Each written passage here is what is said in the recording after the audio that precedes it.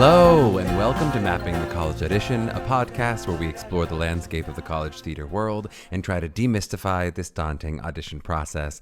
I'm your host, Charlie Murphy, Director of MTCA. That's Musical Theater College Auditions. Check us out at mtca.com.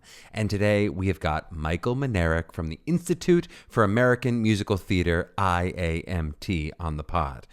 Michael was introduced to me through our mutual close friend and podcast guest, Sarah Salzberg, and he is a delightful and unique energy. If you guys think I talk fast, just get ready for this one. This might be an episode to turn off the 1.5 times speed you've been listening to this podcast on all your weeks here. But I do really appreciate the passion he brought to this interview, and he clearly brings to that program a real authenticity in what he believes in and what he's trying to build with IAMT. And I will, of course, give the caveat again for those who haven't heard all of our other non-BFA episodes that this episode might not be for some of you.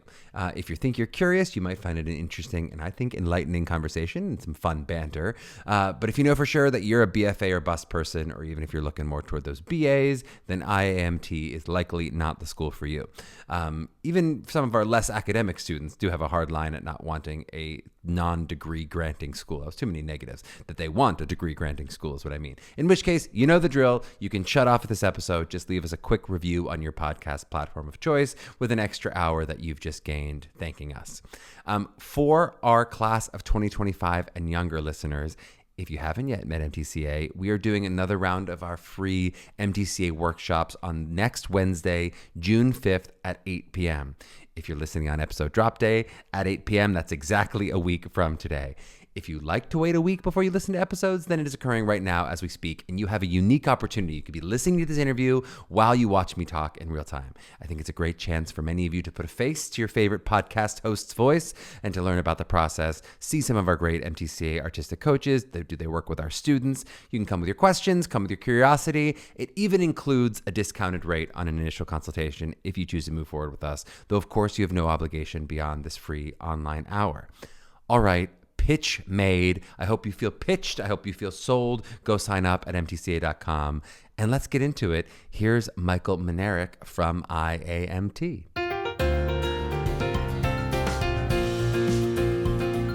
Well, we are so excited to have on the show Michael Minarik from the Institute for American Musical Theater. He's whooping. That's so exciting. Even as we do the bio, there's a whoop. Michael went to James Madison University, did not finish school. We'll talk about that a little bit in the show. He's been on Broadway in Matilda, Rock of Ages, Les Mis, Tours of Little Women, Urinetown, many other exciting things in the regional world. He's produced musicals on and off Broadway. He has a Tony nomination as an associate producer of Rock of Ages, and he is the sole owner and director of the Institute for American Musical Theater, IAMT, which is located in New York City. They take classes of about 50 students, and they offer a certificate granted at the end of the second year. Michael, welcome on the show. We've heard your whoop on the show, but welcome officially. How are you doing? Man. I'm so excited to be here. Let's do this. Excited to have you. Thanks. So I gave a little bit of a bio there, but just talk to me a little bit about your journey to IAMT and what people should know about you personally before we kind of get into the school itself. Oh gosh, well I'm a Scorpio. That's number one, Scorpio. Number one, Scorpio. I love hamburgers. I went to college for business and public relations and finance. And then in my senior year, I luckily booked a national tour. And so my parents were like, you have one life, go live it. And so I left and I went on a national tour. On that national tour, I got another one. And then I went to the city. I was studying my microeconomics and macroeconomics on my bus while I was there and on tours. I never really finished my degree. I got to the city and my friend was like, you need a survival job. So I looked in the Village Voice and said, you want to make some money? I was like, great. So I went down and got my real estate license. So I sold and rented apartments for 20 years in New York City while I was on Broadway. Then I got a Urinetown National Tour, Little Women National Tour. I was about to go on another national tour. My mother was like, why don't you save some money on all those tours you did and try to get on Broadway? I was like, great. So I did that. And I was lucky enough to get on Les Mis. And then from that, I was in the workshops of Rock of Ages. And I was like, this is going to make $1 billion. And the lead producer was like, why? I was like, because all the guys I played rugby with in college, who I'm forcing to come see me in Les Mis and Little Women, now are going to come see me in Rock of Ages because there's, apparently some people in this country like alcohol and 80s music and dancing. And so he was like, do you want to produce it with me? And I already had the job. And I was like, yeah, but I don't want people to think or whatever about like how I got the job. He's like, well, we'll just give you a pseudonym on the poster. I'm like, sounds good. So while I was in rehearsals, with Jeremy Jordan, who is, I think, his first Broadway show, and a bunch of other people. I had a pseudonym of John Butler. My father and my grandfather passed away right before the show opened, so I used my dad's name as John and my grandfather's name is Butler. Mm-hmm. So if you ever look at the original poster, it'll say John Butler on his producer. But yeah, I think I don't want to say, I think I might have been one of the first people to produce and perform in a Broadway show, and then I got a Tony nomination. And then from that, I was producing Fat Camp on Broadway. And then after Rock of Ages was over, I was like, I think I'm going to be done with this, but I think I just want to produce. And then Matilda came around and I got a final callback. And my wife said, if you don't do this job, we're moving to Hawaii. And I was like, well, I want to stay in the city. And I'm being dead serious. She's like, I was like, I think I just want to do real estate and produce shows. She goes, well, if you do that, we don't need to be in New York. So I was like, all right. So I got the job and I took it and I started the Trunch Bowl, which is amazing. And then in that, helped build a musical theater program. And when I was in Matilda, backstage in Matilda, I was just, all these guys were talking to me about their conservatory and how much money they spent. I was like, and I don't ever mean to be pejorative, but I just didn't understand. I actually said, I was like, why do you spend so much money on a degree in jazz hands? And they're like, well, you know, it costs a lot of money to go to these schools. I was like, yeah, but they're teaching the same things they've been teaching for the past 60 years. Why is it 10x more in tuition than it was 50 years? They haven't built a new 3D printing system to teach you how to act. And they're like, Minarik, shut up. You don't know what you're talking about. I was like, and that's when I said, I'm in the same dressing room you are. And they're like, that's a solid point. And so I was like, you know what? Let's build a school taught by us. So over the next few years, we built the Institute for American Musical Theater, which I thought, you know, in capitalistic economic economy, like networking and access are one of the most important things. One of my parents who just accepted to come to the school said, your network is your net worth. And I love that phrase now. Your network is your net worth. And, you know, and that's kind of how we came to build it. And so now, you know, I own it. We have over, we're about to expand again. So we have over 15,000 square feet of space in Washington Heights. We have 3 massive dance studios with no poles, which is a very big deal in New York City. A lot of studios will have poles to hold up other buildings. We don't have any poles. You're talking about big square poles, not like poles for people to dance on in New York City. Right. You're talking about building poles. Yeah. That's Rock of Ages. Right. Yeah, so like, we've had, you know, 3 kids on Broadway already, national tours, some girls on the Lizzo tour. We have a girl who just did a movie with Timothy Chalamet. TV, film, everything that all the other schools have, and we're incredibly a lot cheaper. And what I've also found out is that most BFA programs will teach you about 500 to 600 hours of training in 4 years because they're gen eds. We do about 1,200 hours of training in 2 years. So you get more training for less money and less time. And then at the end of our 2 years, we do something called Agent April instead of an Agent Showcase. I feel like an Agent Showcase is a bit archaic in the sense where, like, you know, you spend 4 years, you have all your friends, you're getting ready to do it. And then that morning you have IBS, your boyfriend breaks up with you, or your dog dies. And then you have to do one shot in your 15-second medley of songs for New World to try to get your agent. I was like, well, I think there's a better way to do it. So in the month of April, which is happening right now, we do an agent basically every single day. So I have 21 talent agents that come into this school. And every day these kids audition for a different talent. We actually have 3 in one day today. So because I want them, 2 things. One, I want them to learn how to audition. When you audition, it's not just once and then you're done. You do one almost every other day. What is it like to sit next to somebody who's doing lip drills or drinking honey or listening to Eminem or telling them, like, oh my God, Judy, you're here. Hi. While they're screaming at you or trying to focus. Like, how do you do that? And then when you're done too, like, what are you feeling when you're done? Do you overanalyze? What are you thinking? So we teach the kids to go in there, share your art, seek your joy, and then go get a snack. Because that's all you can really, you know, control how to do. And even on the steps of our school, it says, get a snack. It says, choose love. It says, seek your joy and breathe.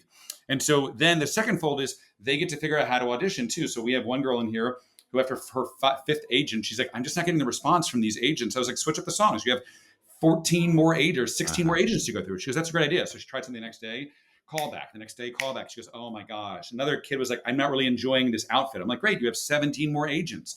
It's not a one-shot thing. And so, and the agents love it because they're also not competing with each other at that showcase, trying to get those, like, how many kids they want. So it's proved really, really beneficial. And the agents just love it. They're like, we don't need to give feedback. I'm like, no, because I don't really care if they get signed or not, because they have no control over that. I want them to learn how to audition and have fun. And so the kids have the best dang time. They're like, Mr. Minarik, I love every second of this. This is so much fun. So we've talked about audition.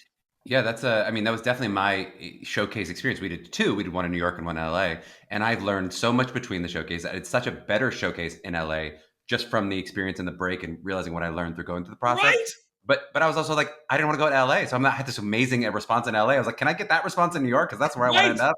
It's really tricky. Yeah. And that's, I don't understand. And also what I've also heard from these kids, some kids transferred from their schools to us. They're like, you know, it's funny, Mr. Minarik, like after 3.5 years, you build all your friendships, but then that last semester, you're all fighting for that 30-second spot with your friends. And all those friendships have kind of died because the competition starts. All our kids are helping each other for their dance warm up because we have 5 massive dance agencies coming in. They're helping each other with their song choices because they're like, we're not competing, we're doing it together. And that's what I really, you know, this business is so darn hard anyway. Like I did the math. I'm sure you're a big math person, but like if you really think about it, like there's only about 31 Broadway theaters. Broadway's been around since 1930 or so. I really started with Oklahoma, and there's about 20 people per Broadway show. So if you do the math, only about 100,000 people in the history of the world have ever actually performed on a Broadway stage. That's it. It's less than the NFL, Major League Baseball, hockey. And so if you don't have a community of people to help you do this industry and be kind, you're screwed. So the main thing at our school is let's build a community of kind, respectful, hardworking, nice, loving human beings. And that will help you guide you through the existence that you have in this art. I love it. What about me makes you think I'm sure I'm a big math person? Is it the way I look? Is it something about the way my hair is styled? Or? I feel you're really smart, and I feel like you live with numbers. I don't know why. It's actually true, but I'm like, I don't want to Called look it! like that. Like, I don't want that to be, I don't want, so you never want to be told you look like a math person. No, I think you're smart. And also, by the way, I'm an acting teacher. My entire day is looking for truth in human beings. So I'm like, I got it. He's objective. There you go. He's about qualitative. Hey, you look like you play Magic the Gathering. That's what you look like. Okay, well, thank you. I don't want to look like that. Anyway, let's get it. So we're getting some really granular stuff, which is great. Just from a large scale perspective, a lot of our listeners are going to listen to a bunch of different episodes about a bunch of different schools. You're talking about some of the ways in which your school is different than some of the big BFA liberal art programs out there. Can we just talk about what that literally means? We said obviously it's being 2 years. I'd love to talk about kind of cost. And then you talked a little bit also in terms of curriculum of how it could be different. Basically, so let's talk about what do they get in terms of, are there any academics? Is there anything other than the training that's happening? Well, and what does that mean just from the hours of the day? Great call, right? So the one academic class that I do is a finance class because I was a finance major. So, when I was on all of my tours, it was really funny. I was talking about 401ks and Roth IRAs and pensions and annuities and stuff. And they're like, we don't know what you're talking about. I said, you're on a production contract Broadway tour, saving about $50K a year, and you have no idea what you're doing with your money. They're like, we weren't taught that. I'm like, I'm going to shoot are you kidding me? Like, I had a friend who was on Hamilton for 5 years, and I was like, how is your 401k doing? And he's like, what's a 401k? And I looked at his 401k at $125,000 in there without him ever putting any money in. That was just the company putting it in. So he could have had $700,000-$800,000 in his compound interest 401k, but nobody taught him. So I take 4 weeks in the last semester for the second years, and I teach them all about retirement and also corporations, LLCs, S corps, C corps, because I think most actors today should become corporations because America is built towards small business economics and small business taxation systems. So it was funny. Like, I've been a corporation for a long, long time, and my taxes have been drastically different. I found out that a few friends of mine in hair, I told them about it, and then all of hair, not because of me, just whatever, all these actors started becoming corporations. I was like, why don't these schools teach you about becoming C corps or S corps or LLCs or sole proprietorships? Because you being an employee is bad news bears for taxes, but you all are basically sole proprietorships. So I teach that. We don't do any gen eds. If you want to learn about mitochondria being the powerhouse of the cell, you can go to mit.edu.com for free. If you want to learn about art history, you can do the same thing. All those classes are online for free. We give a certificate program, which is, to be honest, the same as a BFA. They all go to the same graduation people and print out the same thing, and we give it to you. One just says we're accredited, and the government tells them that what they're doing is what the government approves for them to get their FAFSA.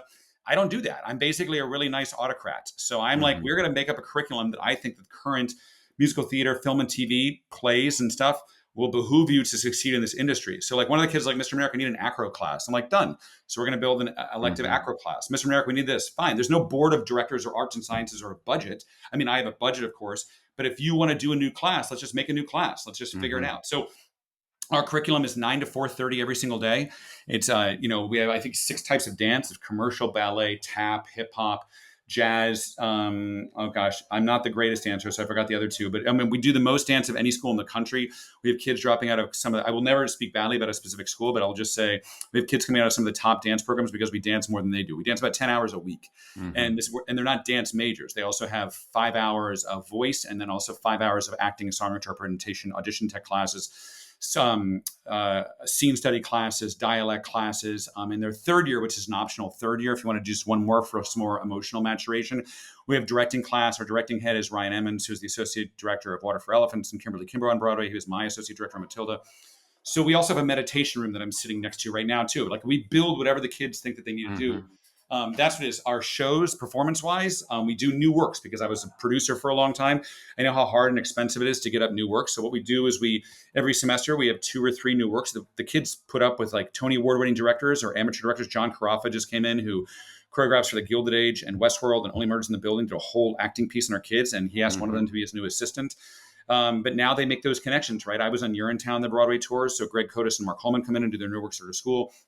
And then just people like Doug Cohen, who does off-Broadway shows, come in, or Kenneth Ferrone, who directed Annie Live, came in and do one of his shows. So the kids are making these connections with these new works. And then lastly, I give kids money to put up their own shows. If they, like, one of the kids today they want to do Into the Woods. I'm like, okay, do Into the Woods. Like, Mr. America is going to cost us $3,000. Like, great, here's a check, go do it. They cast it, they direct it, they put it up. There's no, again, you can have a faculty assistant take a look at it, but I want the kids to learn how to build these shows themselves without any sort of financial impediment. Cost of the school right now, full price is $60,000 for 2 years, all in. They do find their own housing, but we help with that. Me being a real estate agent, we have about 3 or 4 brokers around the city that will help you. Almost all of our kids find apartments in Washington Heights. The great thing about that is you're not stuck to a room and board. If you go to a school and say it's $8,000 a semester room and board, you can choose. If you want to have 2 single beds in a room and a 1 bedroom, you're paying $450 a month for rent, have at it. But they also figure out how to make their community, where they're living, their survival jobs. We also give scholarships, merit scholarships as well, so that costs can come down. We don't have FAFSA. We don't do any loans. If you want to do that, one parent was like, I just took out 3 no interest credit cards. I'm like, done. There's your loans. It's the same thing. And you're gonna get free Delta miles, go on some flights to Venice. So parents have found different ways to making it work if they can't afford. But if you look in the long run, some parents are like, well, I'm paying, let's say, $30,000 a year. That's the same as this school. I was like, no, you're going to that school for 4 years. That's $120,000. Coming to my school for 2, it's 60. Right. It's a lot less. And 97% of our kids leave with 0 debts. And I want to say that one more time. We try to make it possible any way we can through payment plans or whatever to leave here with debt. And then after you're done, all of our spaces are complimentary for the rest of your life. So if you want to come in and self-tape, dance class, self-tape class, whatever the heck it is, you come and use any one of our dance studios and self-tape studios for free. You never pay for a thing again. We also have discounted voice lesson classes.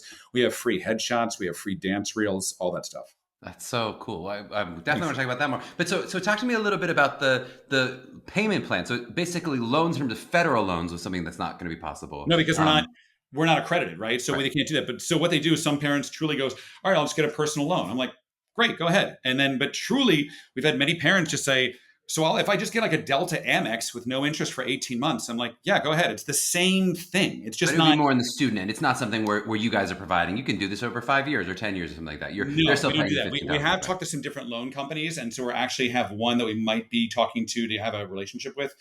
But we figured out over the past 7 years, parents and kids, they find a way.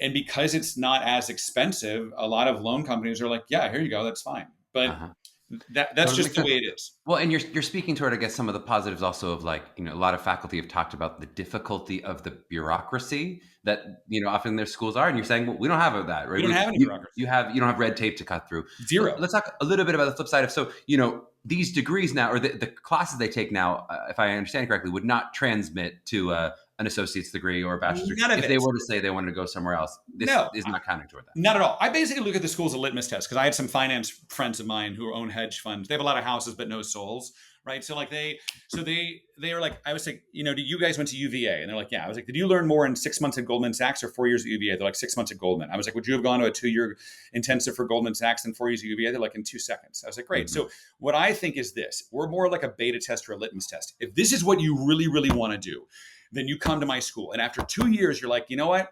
This is too hard. I don't like it. Good. Mm-hmm. This business is really hard. You're 20 years old. You spend X. Go back to school and get your chemical engineering degree. You'll be done in 2.5 years. And there's your freaking FAFSA and go off and be a chemical engineer. Mm-hmm. And my finance friends were like, actually, that makes a ton of sense. I was like, right. So now now, and again, what you don't want, but at least you went for it for 2 years. Mm-hmm. I take kids to Broadway shows. We're taking them to see Outsiders and Tommy because my friends are the producers of those shows.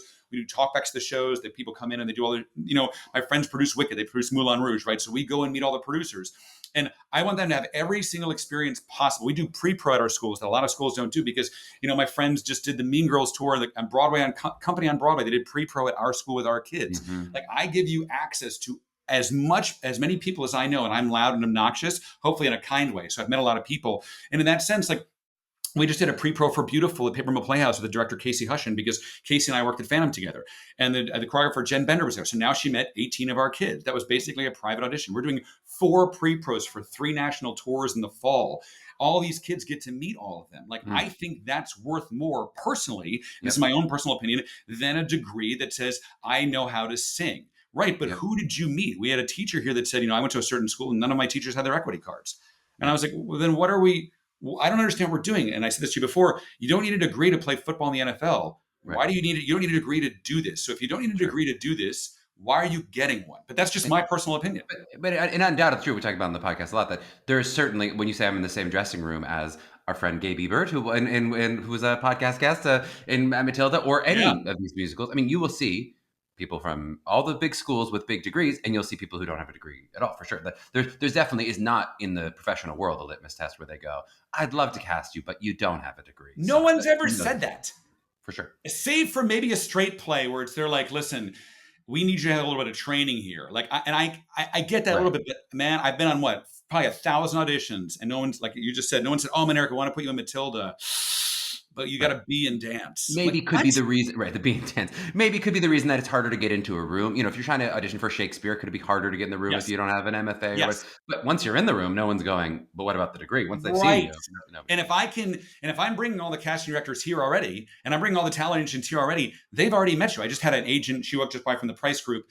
And I was like, just let you know, I've done a lot of work for you. She goes, what do you mean? I was like, well, they already know Mary Sugarman and Rachel Hoffman and Scott Wojcik and Allison Frank and the Carnahan Group. So I've already interviewed all those doors. You don't have to break down anymore. And she's like, I'm sorry, what did you just say?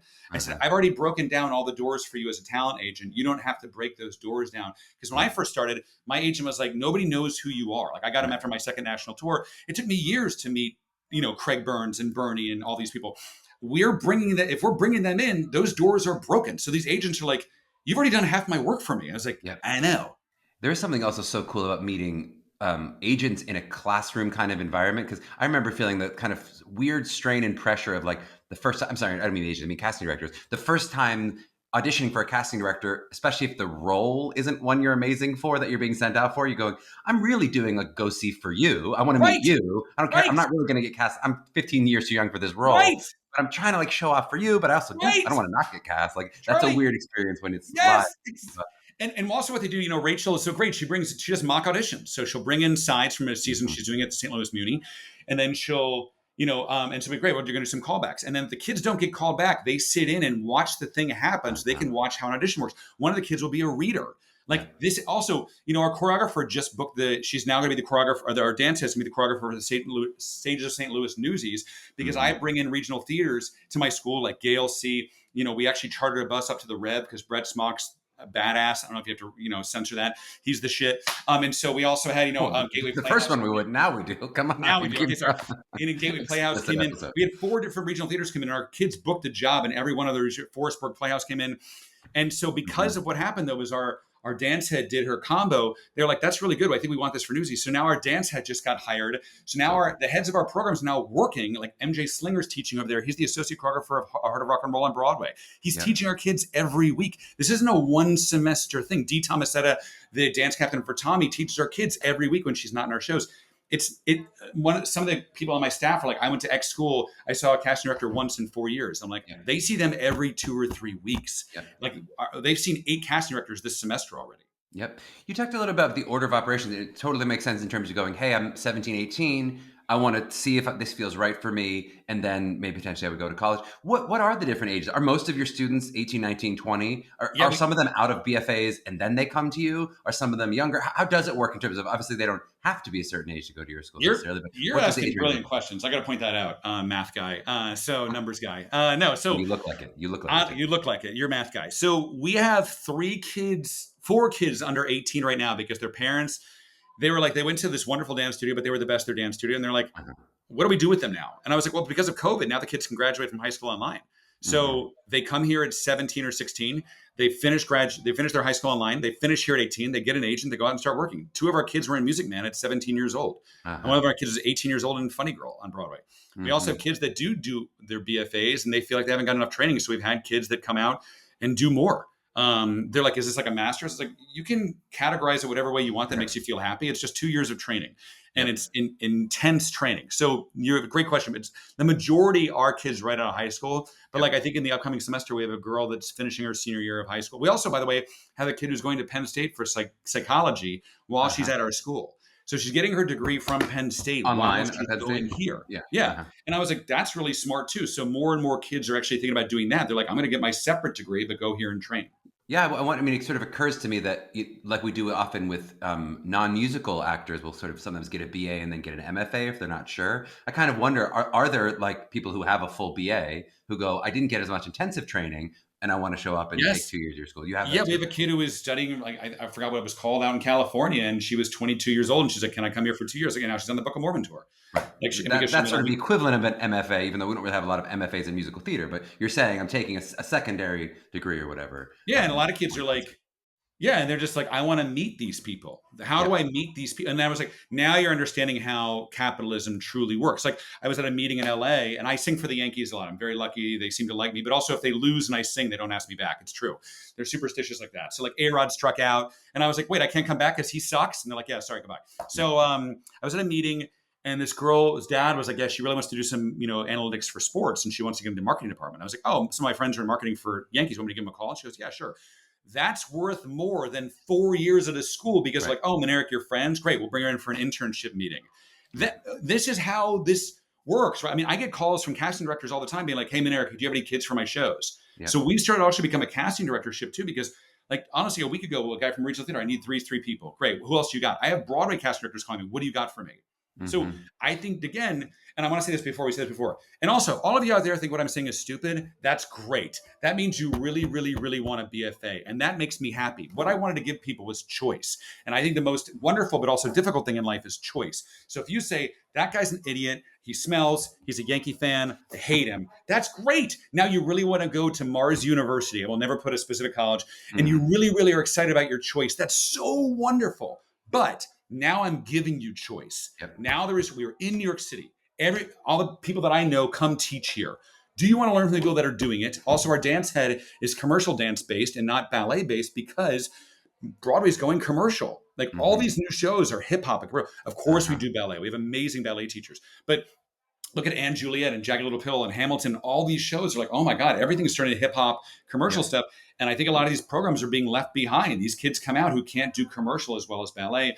And we do dance. We just had Block Agency yesterday, MSA, Clear Talent, and we do a jazz combo and then a commercial combo. And afterwards, one of the agents said to me, and he's going to give us a quote, and he said, "No one's training like this in the entire country." He's like, "I've never seen kids this versatile through all these different mediums that you're doing right now, Michael." He's like, "This is," and we're gonna, we'll get a quote, I promise. Like, and we'll get it up on our Instagram.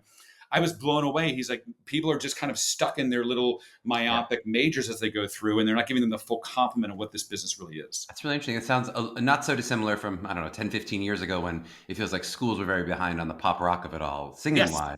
There's definitely something like that with dance too, where you go, it's this kind of fusion of, it's like modern, but there's still some older techniques in there, but Yes. it's almost a new thing that seems like it's emerging in the Charlie, pop you look at all the dance competition conventions. It's all rock. hip hop. Like, ballet is Hmm. dying, and that's wonderful and sad. Or whatever. It's just like you don't see Oklahoma and Carousel regional theaters anymore because people want to see other shows. It's the same thing with dance, and so we get these Trinas in here from like other ballet schools, and they're like, "How do I move like this?" And after 2 years, they're just like popping and locking with their glow sticks. I'm Yeah. like, "There we go. That's Broadway. Let's go." Yeah. To talk to me a little, you mentioned, a lot of your faculty are working. How does that work in terms of like curriculum? If a faculty member does book or something, or God, I'm in tech for Water for Elephants, or all the different things that are going on in New York, how Yeah. does that work with sort of the students and maintaining some consistency in their training?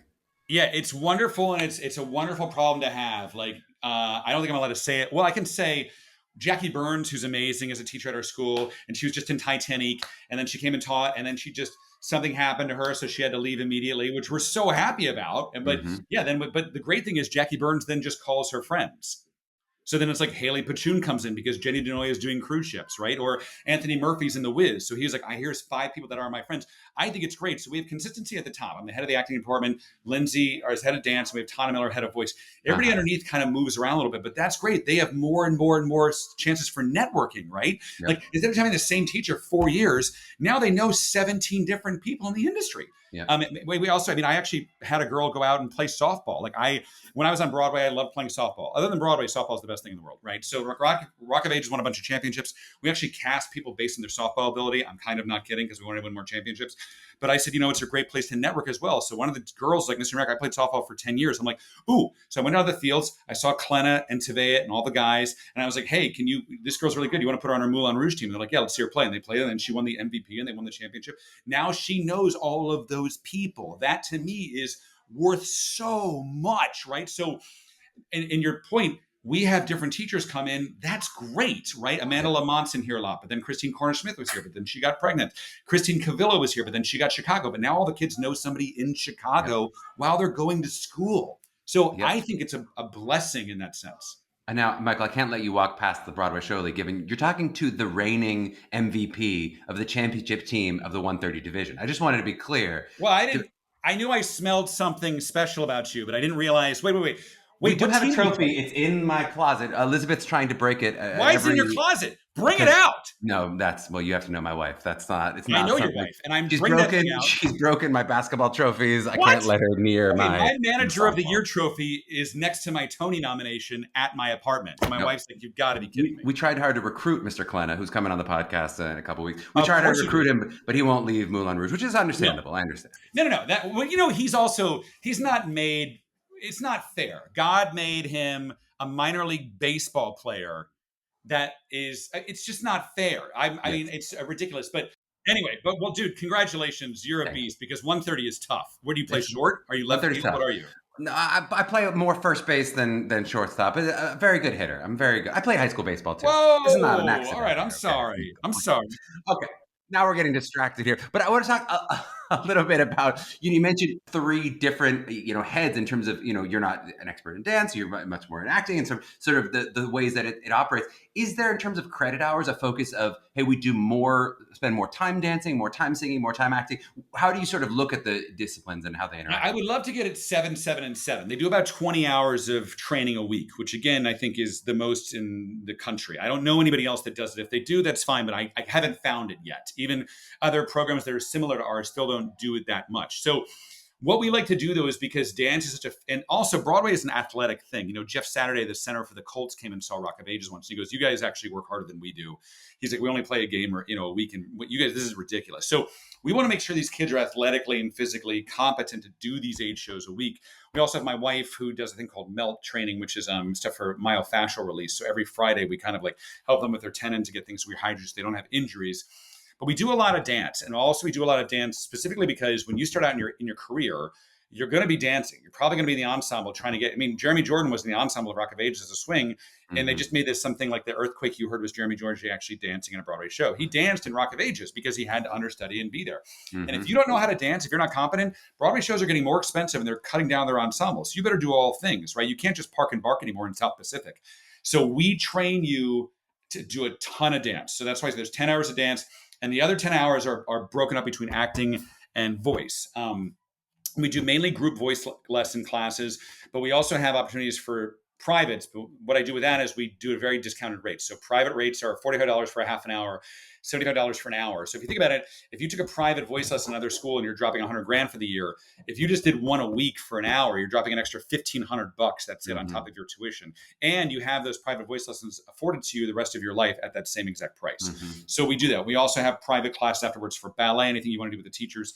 But we do a lot of dance. But again, we have kids in movies with Timothée Chalamet. But I just really want those kids to be very complimentarily excited about all the talents that they currently have, because my first call for Rock of Ages was a dance call. My first call for Matilda was a dance call, and I was the Trunchbull understudy. So if I couldn't get through that dance call, I wasn't going to be the Trunchbull understudy. Right. Even though, of course, there's a lot more acting and comedy and different things that you're going to need to actually book the job. You got to get in the room. Right. Yep. Well, talk to me about, obviously in the name, and we have it in our own name, Musical Theater College Auditions, even though we, do plenty of acting majors too. Do you think about what the other paths for them, in a 2-year period, obviously to make some choices too, but in terms of doing voiceovers, doing TV, some of those things that aren't specifically musical theater, how do we start toward that?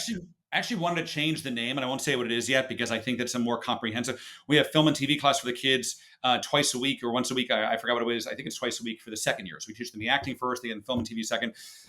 We also we're building currently a new voiceover studios because one of the guys who's my assistant here was actually the voice of Boots and Dora the Explorer. He's done tons of voiceovers. So we're going to add voiceover classes in next year. So we're doing the full complement of what those things are. But film and TV is especially important for these kids because, again, having multiple streams of income is incredibly important, right? Like I did commercials and voiceovers. I'm sure you did as well when I was on Broadway and did other things. So, but our film and TV department is getting bigger and bigger and bigger because we're going to start having kids actually build their own TV shows while they're here as well. So that's.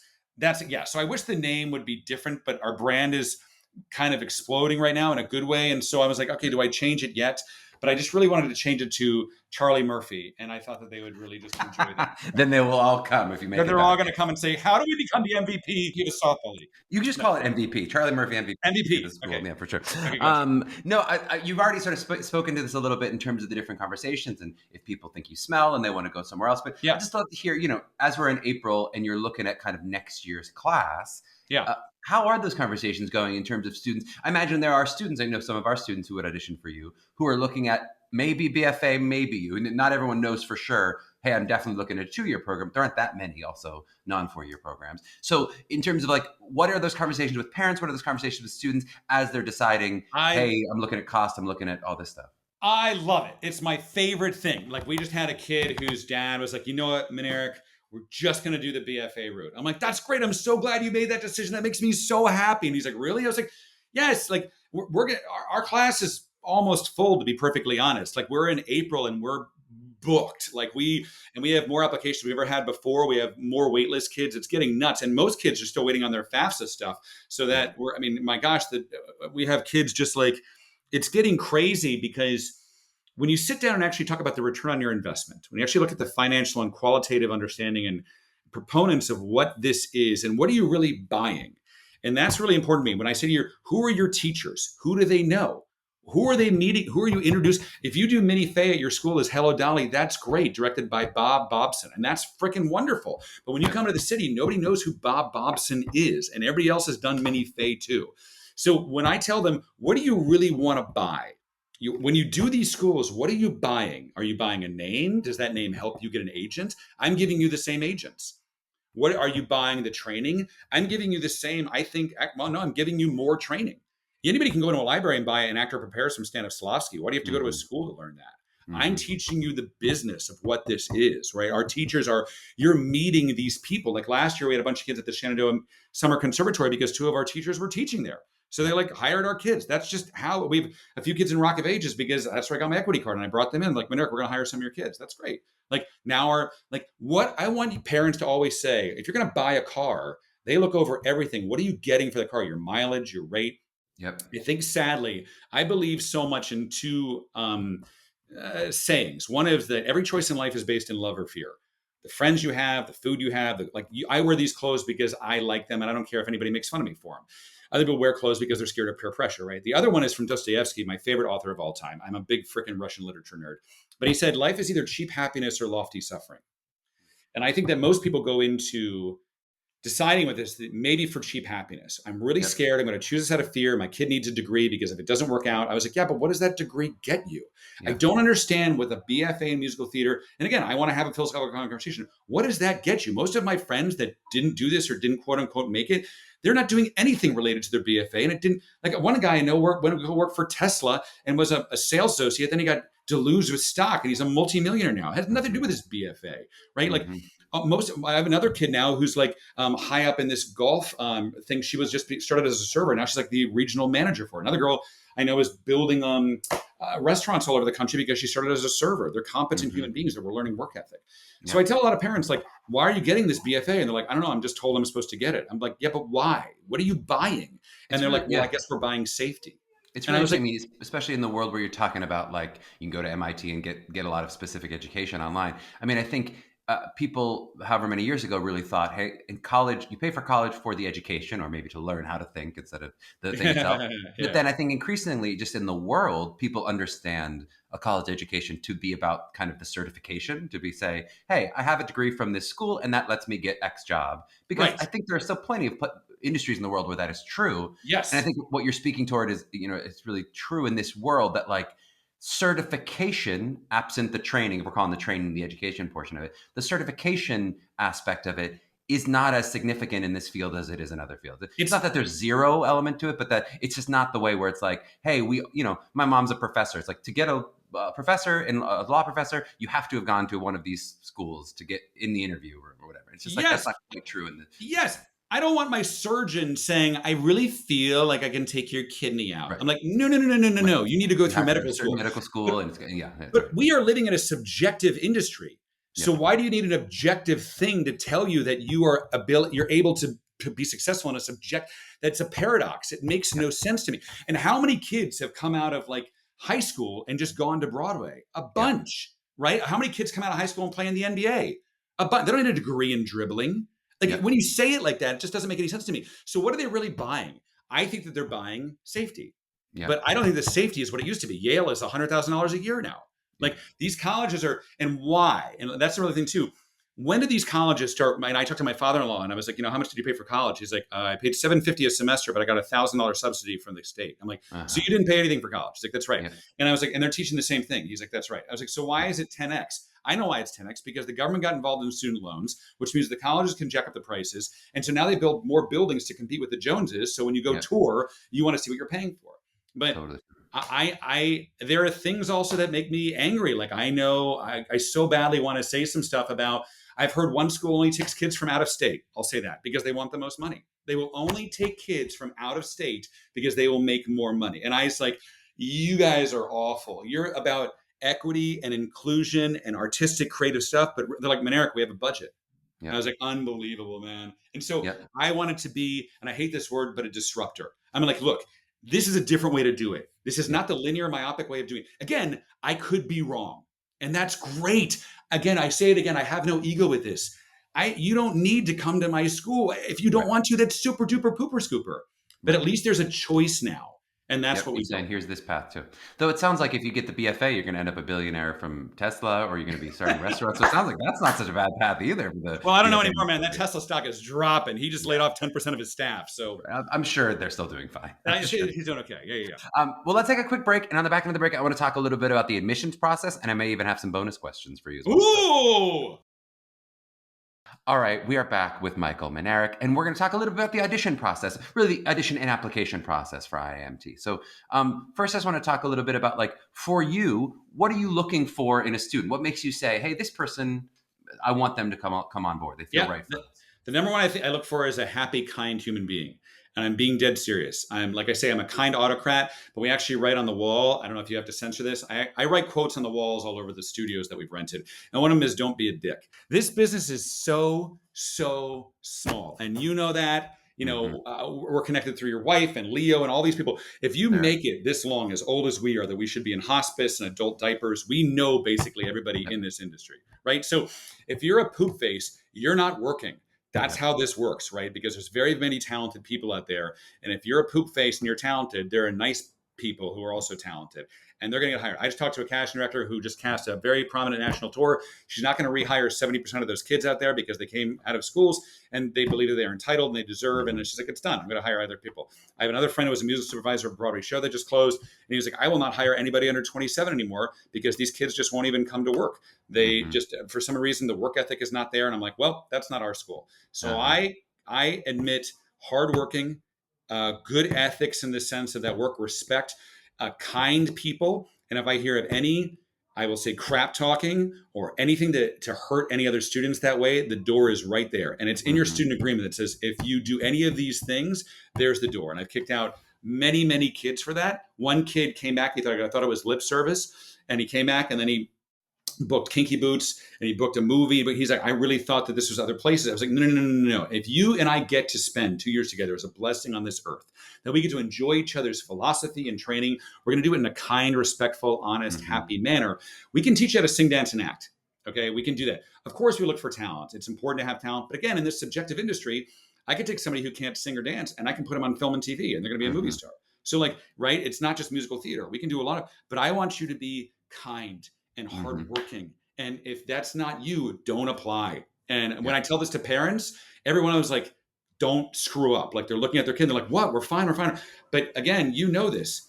If you start talking smack in this industry, it's over. Like it's done. I talked to somebody who just cast or was in a Broadway show and he's like, Minarik, we hired 70% of our cast from people we worked with before because they were nice people. 70%. That means like 4 people actually have a shot at getting that job that didn't know the associate director or the director. Yeah. So truly on the Zoom, I do a Zoom with every kid that we accept for the head of the school and the admissions. And I say, this is a non-negotiable thing.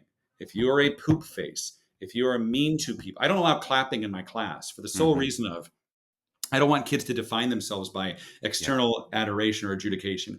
Yep. Let's say, Charlie, you get up there and you sing a song and you're great, and I get up there and I get less claps than you. I'm already Yep. defining myself as worse than. So I stopped all the clapping in my classes. And at first the kids hate it, but now they love it. They're like, I'm not Mhm. doing it for the people behind the table.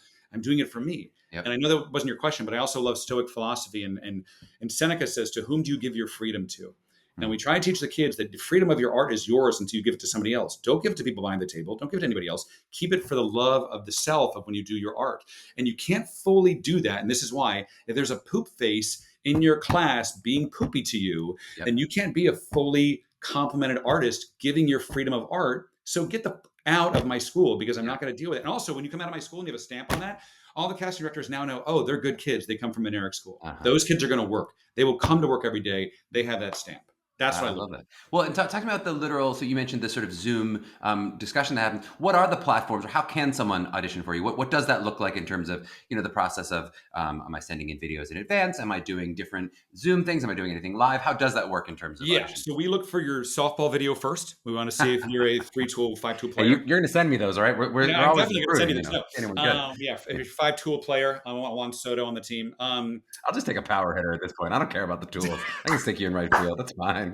Just hit the ball. Just for God's sake. But so the process after the softball video, now what am I doing in terms of how Yeah, you you go to see our it? website and you upload some videos, right? You upload a dance video, acting. We don't really look at acting. My favorite is acting videos. And I was like, this is my favorite. I would go to some of these fairs and they're like, hey, do you want to see a monologue? I'm like, can I see if you can act through your song? Mhm. And they're like, oh. I was like, why isn't acting in your song first? At this school, I say, if I'm watching you sing a song, we have a problem. I want to watch you tell a story through the medium of song. If I'm watching you dance, we have a big problem. I want to watch you tell a story through the medium of dance. So it's really funny. So I don't need a monologue. I can see in 15 seconds if you're acting through your song. Mhm. So song, like too contrasting. I dance video definitely, because we have 4 levels of dance at our school. I actually call them districts now. I don't like levels. It feels like competitive. But now they all think they're in like district 2, like the fishing district. I don't know. So we have and so we look for that. Then you do it on accepted or through our website or admissions process.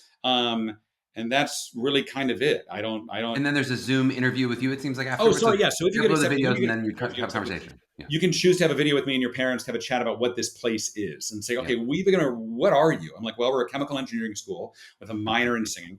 And I'm like, wait a second. And then we just make some jokes on Google Chrome. We have a good time. And then usually after that, the parents are like, okay, this makes a lot of sense. Like, I don't want to, say whatever, but usually after every Zoom that we've done, the parents are like, yeah, we're done. We're in. Let's go. Mhm. Because I think financially they start to realize, wait, I'm going to pay for all of his connections. That's what I'm paying for you. I'm going to pay because he knows the resident director of Moulin Rouge, who is his production assistant, and he does a master class. I want to meet that guy. Like, Mhm. that's how this business works. So Mhm. instead, that's what they're realizing. When I break it down, also, I want to put this out there. I think all parents should look at how much their hourly classes are. Because if you're Uh-huh. dropping 60 a year and you have one acting class a semester, that acting class is costing you $4,000 for an acting class. That is the And most depressing. If anyone's ever done that for BFA, I do it. remember that, where Do people it. we Our would go to class, class, we'd be like, "That meditation class was thank you. $400." That was like, I just Right. remember these quotes. I had a classmate who used to do it every single class sophomore year. Would you be like, "Well, that cost $1,000." Told you you were a numbers guy. I freaking told you, Charlie. So True. I tell the parents, look at our class rate. If you're doing 20 hours and it costs this much, how much are you getting? They're like, oh my God, your classes are like $11 a class. Something. I was like, Mhm. right. And that class is $4,000. So Mhm. what are you getting more out of with your Mhm. money? Also, and I thought right about this as well. Remember that if you spend 120 grand on this, that was 120 grand you could have invested in Tesla or bought a house or a condo or put into an annuity, for God's sake. You're not just losing the money on the education, also the inverse of what you could have invested that money Mhm. into. The And opportunity cost of Rock of Ages. You could have invested in Rock of Ages and been a lead yes, producer. yes, none of you wanted to except for 8 people, and it all worked out. So, haha.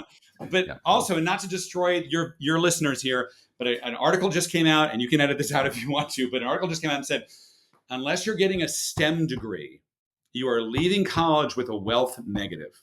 For the first time in history, even if you're paying 25 grand a year, you are leaving college with a wealth negative. Yep. And it angers me. So when I No, tell we've people the said same it thing, before I on was the like, podcast. I don't think that's new for a theater degree. I mean, that I think we kind of a theater degree has a negative ROI. it's I not mean, in just terms theater. of just. But it's not But theater. you're saying now it's across the board. Now It's it's all anything but liberal STEM. arts. If Yeah. it's not STEM, so that's why I'm like, look, go to those schools, but major in poli-sci and minor in it, and at least you have something else. Not that poli-sci is even better, but like Yeah. major in chemical engineering before AI takes all of our jobs.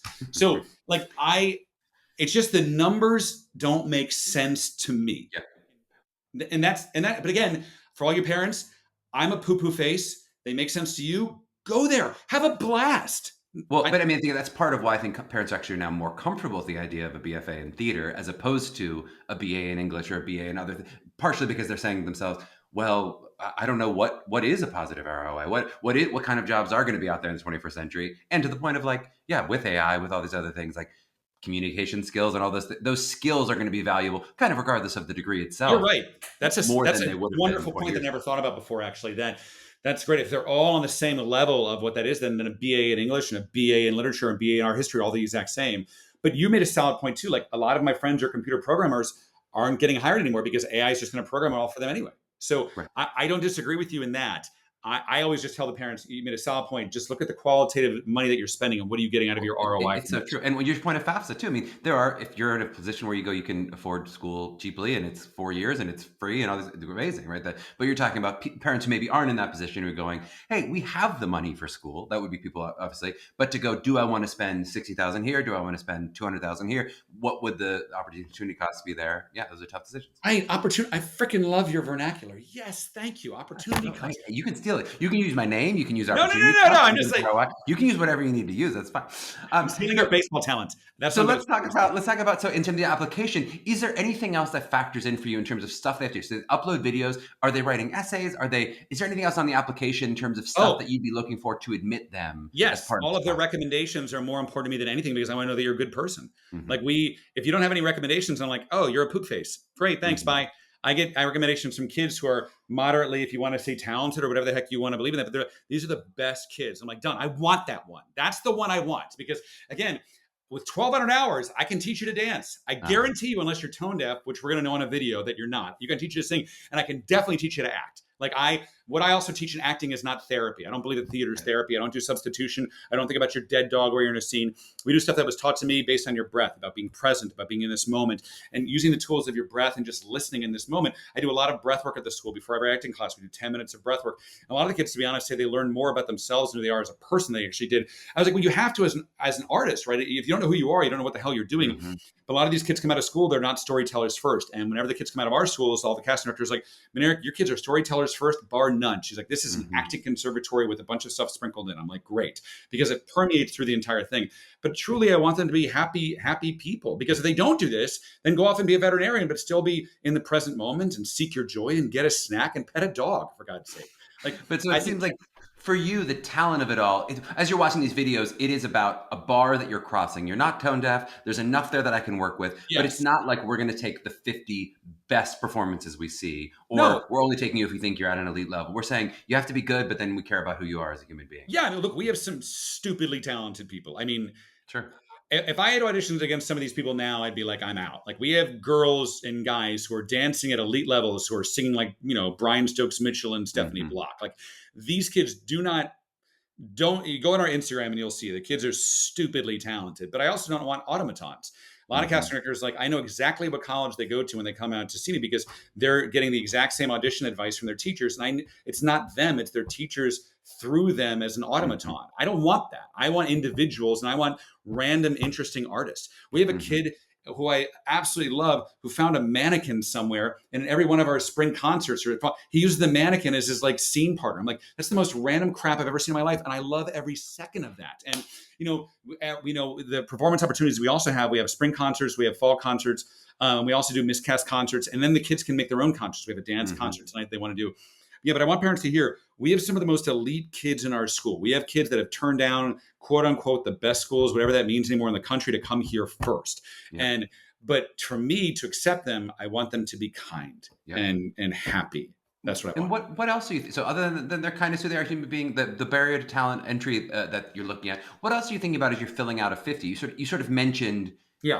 hey, there's some waitlist movement now, and of course, you're having these conversations now. Your class is nearly full. This is going to be released, but we're still talking in April at this point. As you're kind of doing that, filling out and looking at the balance of your class, are you thinking about stuff like gender balance and height balance and size balance and racial diversity? How much did those kind of things factor into who the 50 are that show up for you? Yeah, I mean, to be honest, I don't. I just pick the nicest people. If you're a turtle, great. If you're 19 feet tall, great. I don't want to Mhm. box myself in like that. Like we Are you need confirming there are this. turtles at your university Yeah, we studying have with three you? Tortugas at our university, and they're amazing. I didn't give them any scholarships though, because F Right. turtles. Yep. No, so like I I just want. I think putting myself into a construct means that I have to leave other people out. If I have Mhm. seven, I'm a Czechoslovakian. If I have seven Czechoslovakians and another Czechoslovakian comes, I'm like, oh, I already have my seven Czechoslovakians. It's like, no, no, no, no, no, no. I'm going to take people who look to have that, I don't know how to say it, that spark of excitement of life. And if Mhm. they're 50 blonde, great. If they're 50 African American, great. If they're 50, it doesn't, I want people that love to do this. And that's what I'm looking for. So I don't have constructs like that. Even though we have 50, most of our classes are around 12. Because what we do is we Mhm. break them up into levels. So we have 1, 2, 3, 4 dance levels. Those dance classes will be first and second years combined. So you're going to have about 20 to 25 kids, maybe less in those dance classes, maybe like 15 or whatever. But usually acting classes range from between like 8 and 15 kids. They're not so when we say 50, but they're broken down in a lot more personal classes Mhm. that we have. Like sometimes we even have classes of 6 kids in our song interpretation classes. So I just want to make sure parents hear that. Right? They're Yep. not overloaded. And I will never, ever, probably ever take more than 100 kids. I don't ever want to take more than that. Yep. And that's across the 2 years. And you're saying with that, also with that large of a class, that you're able to kind of choose shows and performance opportunities maybe to the classes you have, as opposed to Yeah. saying, hey, we need a certain number of this or a certain number of that. You go, we'll pick the shows that work based on whatever the balance Yeah, is. man. And it's so great too because, well, the kids pick the shows, right? So they're like, we want to do Rent. I'm like, go ahead. I don't Mhm. care. And they just cast it and whatever stage manage it. But the shows that I bring in, it's great. They're like, okay, this is what we need. I'm like, sounds good. I got 115 kids because the third year sometimes we'll sprinkle in there. And I also have Mhm. alumni. So if we can't use all these kids, these alumni, and what's so great about New York City, we have professionals. So sometimes what will happen is we'll have all the kids there, but then we'll have two Broadway performers be the leads of the company because Uh-huh. we can fill those. Like we just did a show with Kevin Duda, who's a friend of mine. I don't know if you know Kevin from a long time ago. He just produced a show based on Pygmalion, but like as a girl who's a busker in the subway. We couldn't Mhm. fill the role, so he got three professionals to come in and do it. So the kids are going to work with professionals, and what they're now again expanding their sphere of Mhm. influence. So we do that too.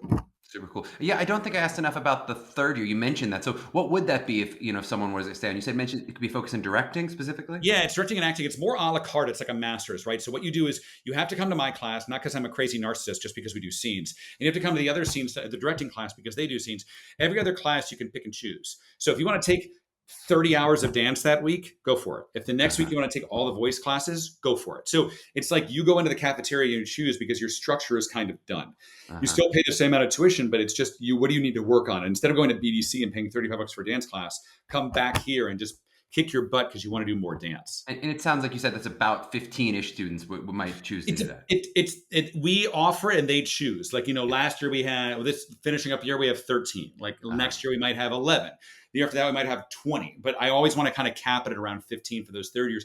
And now that we have two separate spaces, we have a theater space across the street that I built. So we have our own black box theater. And the main space, the kids kind of usually live over in the theater space for most of their classes. Yep. The last question I was asked about, you mentioned something about you get free studios for life as part of being an IAMT student. What does that look like? How does that? How can you literally do that? How, you just show up and you have a key card that lets you in forever? Yeah, you reserve the space on a Google Drive. Also, all our teachers can use it for free too. My goal is to have professionals and amateurs always kind of symbiotically living together. So Uh-huh. if Liz Pacini, who teaches for us every single week, needs to come and work on a piece for her audition, use the space. If we had another new teacher, Martin Sola, who also teaches at Yale for voice, and he teaches with us right now. He's like, I want to use the space. I want, I don't. My goal isn't to make a yacht. I don't need a yacht. I shop at Old Navy. I can live on tuna. I want kids to be have the least amount of financial impediments possible to an artist. There's a reason why Monet painted 9,000 haystacks. He didn't have any debt. He sat there looking at water lilies, like another water lily. Like he was doing it because he can be an artist, right? So what they do is, after school's over at 4:30. From about 4:30 to about 8 or 9 o'clock. Our internal operations manager truly lives across the street, and now we're calling it the dorm because all the kids are moving into this one building. We have Hmm. like 4 bedrooms for $3,100. It's ridiculous, and so they're all moving there. And so the kids just stay there, and they reserve the spaces for 45 minutes to an hour, and then other kids will come in. And now that we have 1, 2, 3, 4, 5, 6, 7, we'll have 8 studios now moving forward. Hmm. other kids have survival jobs. Some kids only can do it on the weekends. But my favorite thing is when I love, love to see professionals here working on their TAP audition, or the students next door are trying to work on their like agent audition, and they help each other because the person maybe has been in the business for 10 years is tired and sad and like, oh, this is really freaking hard, blah, blah. And there's a kid being like, oh my gosh, tell me all about your life. And so they're helping each other with the joy of the symbiotic energy of moving forward. Totally makes sense. Well, and that was the other note I had to clean up was just you mentioned sort of real estate help. What does that look like? Is it just, hey, I can talk to you about places that are cheap? Is it you get specific deals? It sounds like there is a specific deal across the street. Yeah, we buy everybody their own apartment. I'm kidding. So you're going to. That's why you live on Tuna, because you wouldn't move to Hawaii all those Everybody years has ago. their own co-op. So Sarah Salzberg. So Sarah Salzberg helped write 25th Putnam County Spelling Bee. She started a real estate company called Bohemia Realty up here in Washington Heights. We also have 2 other brokers that work specifically with us. So when you're enrolled, we hook you up with all these different real estate brokers, and they start to help you with your search. Or we also put you in an alumni group or a second year group because kids start to change apartments. So some alumni, like we have an alumni who's going out for a cruise ship for a year, take their one bedroom. We help you. And now that we have over 300 alumni, there's all these apartments up here. Nobody's ever not found a place. But again, like I said before, my favorite part about that is that you choose what your room and board's going to be. It's not a getting a little real world experience of after school, what everyone's gonna have to learn how to do, figure out how to live. Cook your ramen. Like, what do you want? Do you want to eat McDonald's every day? Good luck. See what happens to your sugar content. I want to see what happens. Oddly enough, though, these kids eat McDonald's every day and they're perfectly fine. Like if I ate it, they're dancing 19 hours a week. What do you expect? Or 10 hours a week? You said, but still, that's my gosh, 10 hours. But that's really what and again, since I was in real estate, I look over the contracts for the people and help them out. And then we have parents get together as guarantors too. Do you all have ferrets? Do you all need a ferret apartment? Ferrets are disgusting. Does anybody own a cat? Cats are here to kill us. Nobody should buy a cat, right? So so we help you with all that stuff. So once you leave the school, you're not flying in from Mars and figuring out your life. You've already got it figured out. You're ready to go. Yep, I love it. All right, let's take one more short break and we'll do a couple bonus questions and wrap up on the back end. I love bonus questions. All right, we're back with Michael Minarik, and now I feel I've oversold these bonus questions because Michael's very excited. So excited!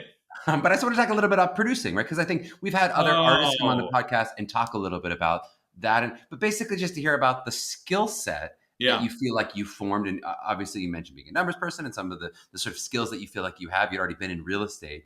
Yeah. But talk to me about what that journey was from, hey, I'm in a show and now I've got a pseudonym, and then eventually you're going to be producing other shows. What was adding that hyphen like for you in terms of producing? So when I was in Urinetown, back in 2003, that's how old I am.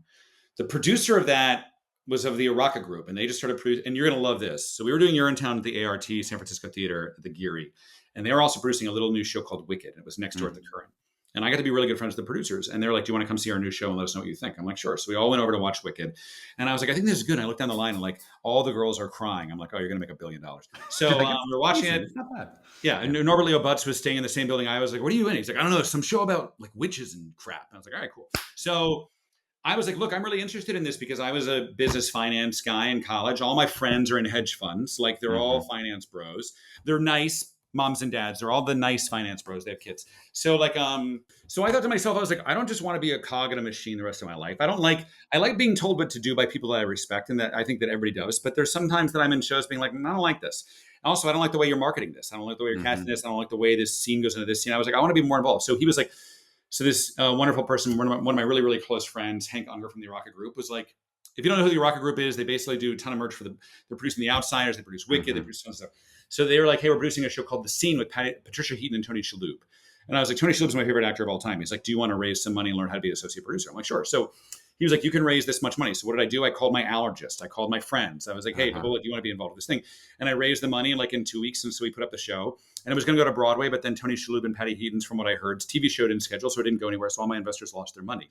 But it wasn't. It was an okay amount. But it was a really good show. It was by Teresa Rebeck and Rebecca Teichman. And it was really, really good. And I was like, ooh, I like this. I like being on this side saying, this song needs to go here. This needs to. So I kept looking. And then I was doing a show. And then I started producing cabarets. And the reason why for this, Charlie, is because a lot of my friends at the time and myself, we were never on Broadway. We're all doing regional theater gigs. But we're all really talented. And I kept going to see the same cabarets with Shoshana Bean and Cheyenne Jackson. They're crazy talented. But I was like, there's other people out there to do cabarets. So I started producing a cabaret called First Look. So what I did was I had all these people audition and put up a cabaret for 4 people. And it sold out every night because all of their friends could finally see them perform in New York City because they're not out in St. Louis. I was like, ooh, I like this. So then when I was in I was in a show called Dangerous Beauty. A kid was there and he's like, I heard you produce stuff. And I was like, yeah. He goes, I got a show called Fat Camp the Musical. And I was like, that's the best title I've ever heard in my life. And he was like, it's all about people learning to love themselves. And I was like, done, I'm going to do this. Yeah. So I got together, I was kind of working on it, did some readings. And then when I was in Rock of Ages, started producing Rock of Ages and it became this big hit. My producing party there, Carl Levin, who now was the producer, he's one of the producers of the Tony Awards. He's like, I want to produce Fat Camp with you. I was like, sounds good. But what I learned about that mostly is that me as an actor is the least important thing of the show. And I used to think that I was the most important. Like when I'm there and during tech and all this other stuff, and I have all these, what is my motivation? I need myself to shut up because costumes and props and lights and marketing and budgets and stuff, I need to learn how to do my job without having to go to all the powers that be and ask them for either help or like, what about my character? I learned a lot how to be a self-sufficient performer, which then got me hired more and more and more because they don't have to worry about me. Yep. And that was a really big deal for me. Well, and could you just for any of our listeners maybe who haven't listened to all our artist episodes where we do talk about producing a little bit, could you just define a little bit of, I think most people kind of understand this means I raised money so I have a stake in the show. Oh, sorry. Yeah. Just kind of what does that, because you're mentioning a bunch of different things that producers can do. I think it is kind of a nebulous job to a lot of people. Okay. So if you're the lead producer of a show, you probably have ownership of that show, right? If you go to see How to Dance in Ohio, there's 4 people on the top and there's 90 people underneath it, right? So the people that bought and own the rights to the show have optioned the show. So if we're doing Charlie MVP, the musical, and we right? should, as we all should, you, the writer of that, say, hey, Minarik, I want to option my show to you. Great. I now own your show for a certain period of time, right? So let's say I give you $5,000 for 2 years. Yep. I have 2 years to do something with it that you approve of. Let's say in 2 years, it's going really, really well. I re-option it, right? But I need more help. So I bring other people on and I start to give away equity, my equity of the 100% to different producing partners so they can make money, just like any sort of stock or corporation. It's the exact same thing. Mm-hmm.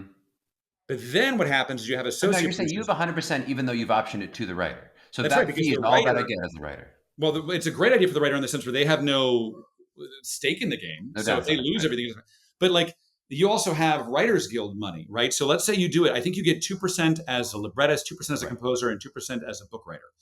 So if you get all that, you get that of the gross every time this thing is running. And also if you want to put that in and say, hey, Minarik, I want you to pay me $10,000 a year for all my work on this. If you want to option this as well, give me $5,000 for the rights. You can do whatever you want with that, right?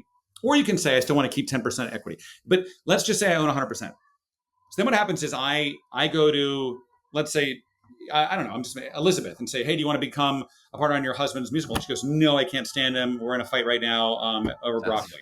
Very realistic. Yeah. Okay. Right, very realistic. Great. So then what happens is, I don't know if you can hear kids singing, but they're all auditioning. They sound great. They sound great. I think she's singing Into the Woods.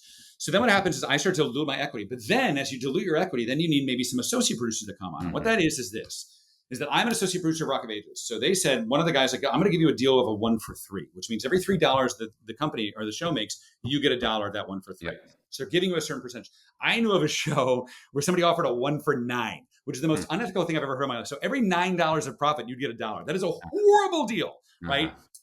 No, and that show lost everything. So what happens is that oh, great. I didn't even lose my 1 for 9. Really. Right. So, and the writers didn't lose it because the writers and the actors, they all also don't realize that the producers are the ones, the investors are losing or gaining the money. You're making $1.50 a week on Broadway.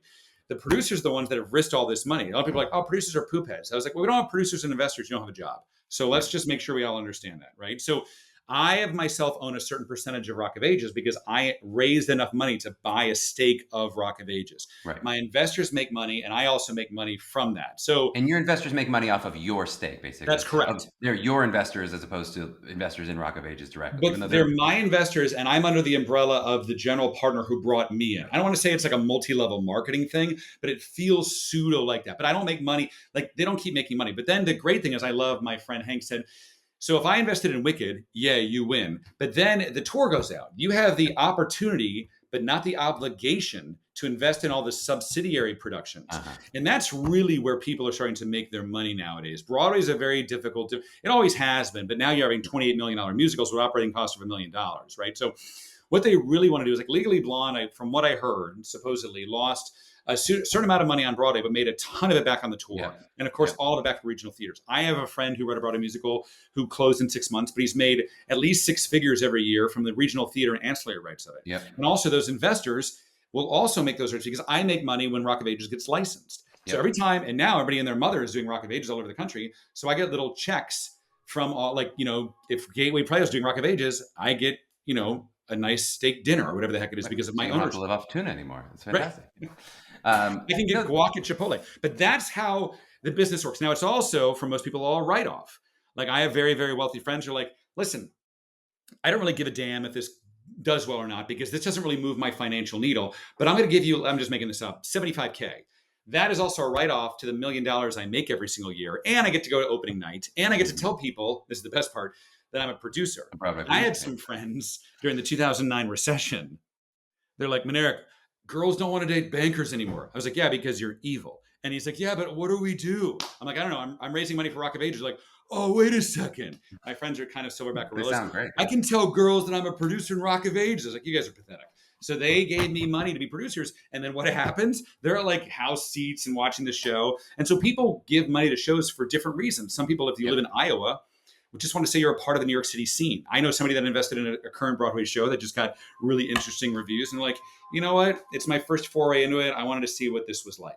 So that's how the whole structure kind of works. But and so obviously your finance bros are just showing up on opening night, and there's that kind of level of quote unquote producer who, just get house seats. How does that relate to what you're actually doing in terms of saying, hey, I want to talk to marketing and I want to, how does your investment relate to sort of your? So I went to as many marketing meetings as I could. The difficulty for me though, is because I was in the show that I produced.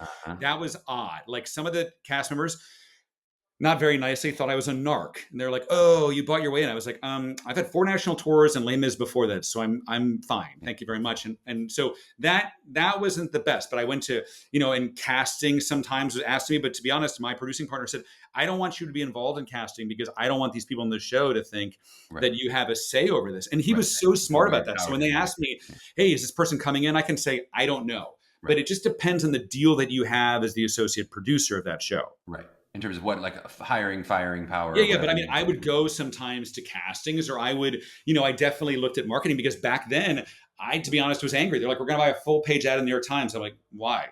Like, just go online. This is in 2008. Like nowadays, there's so many TikTok influencers that I think the new marketing is go pay them for a commercial for your show. Don't buy a New York Times ad. Get somebody in theater that has a retention rate of 900,000. That's like a CNN commercial. Like, what are you doing? But it's funny to watch the old guard still try to market the Broadway shows the way they used to and not realizing, why can't we get the younger demographic in here? I was like, because the younger demographic gets their news from TikTok. They don't watch TV. They don't watch YouTube. They go on TikTok and get their news. So if you have a TikTok influencer that says, go see Charlie MVP softball, right? They're going to go see that show. But so I think that, so I had a say in different things. I also, was a producer and investor in the national tour in Australia and different subsidies of Rock of Ages. But I had such a smaller level. My say was down here. I wasn't a jump. Now in Fat Camp, I owned 50% of it. So my say was way up here. And so I was like, okay, we're doing this and we're doing this. And now that I own the school, my say is the say. So I learned throughout my business career what partners I need, what they can bring into it, and also how much say do I want in a show, because some people just want to raise money and say, I don't want to touch any of this stuff. Right. And then, by the way, also other producers, I didn't give themselves a weekly fee. So I never did that, but there are other producers out there to be like, hey, you're going to raise your 50 grand, but I'm also going to pay myself $5,000 a week on top of the operating costs. I'm like, whoa. Somebody once said, you can't make a living as a producer, but you can make a killing. I think that's the perfect way to say it. You can't make a living, but you can make a killing.